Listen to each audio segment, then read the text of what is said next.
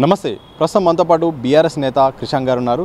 కొత్త బ్రాండ్ల విషయంలో తెలంగాణ ప్రభుత్వం వెనక్కి తగ్గింది. చాలా కాలంగా మీరు కూడా ఈ అంశంపై పదే మీడియా సమావేశం నిర్వహించారు. చాలా విషయాలు బయటపెట్టారు. ఏం జరిగిందంటారు?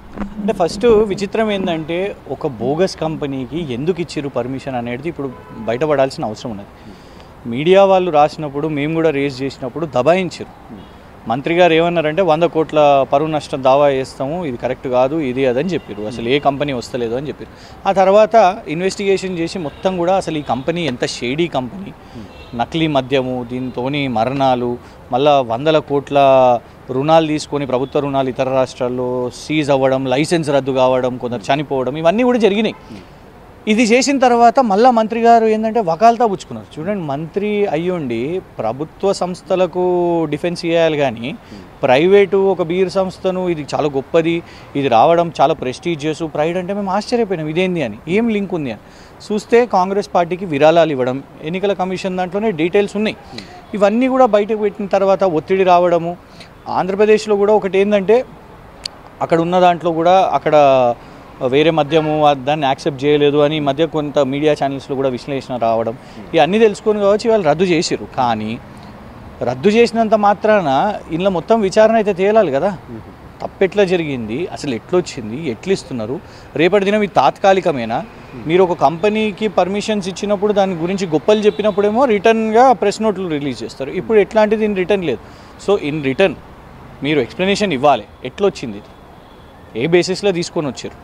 అండ్ దీని మీద కూడా విచారణ చేపట్టాల్సిన అవసరం ఉన్నది. ఎందుకంటే తెలంగాణలో ఇట్లాంటివి వస్తే కేసీఆర్ గారి పాలనలో 10 సంవత్సరాల్లో మీరు చూడండి, గుజరాత్లో చూసినాం, అక్కడ మద్యం దాగి, కల్తీ మద్యం దాగి, డ్రై స్టేట్ అది, 50 మంది చనిపోయారు. ఇదే మధ్యప్రదేశ్లో ఈ కంపెనీ చేయబట్టి సీజ్ కూడా అయింది, అక్కడ మరణాలు అయితే. తెలంగాణలో అట్లాంటి పరిస్థితులు రావాలన్నా.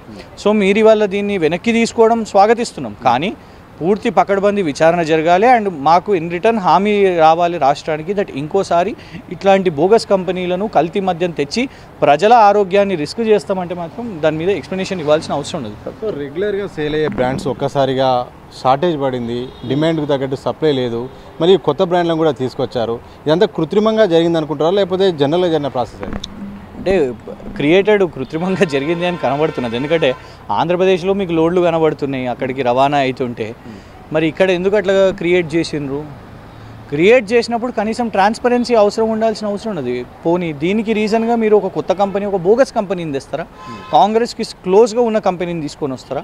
లేదు, కనీసము ఆయా కంపెనీలు ఏదో యూబీఓ, కింగ్ ఫిషరో ఈ కంపెనీలు ఉన్నాయి కదా, వాళ్ళతో కూర్చొని మాట్లాడిరా, ఆ డెలిగేషన్లతో కూర్చొని మాట్లాడిరా?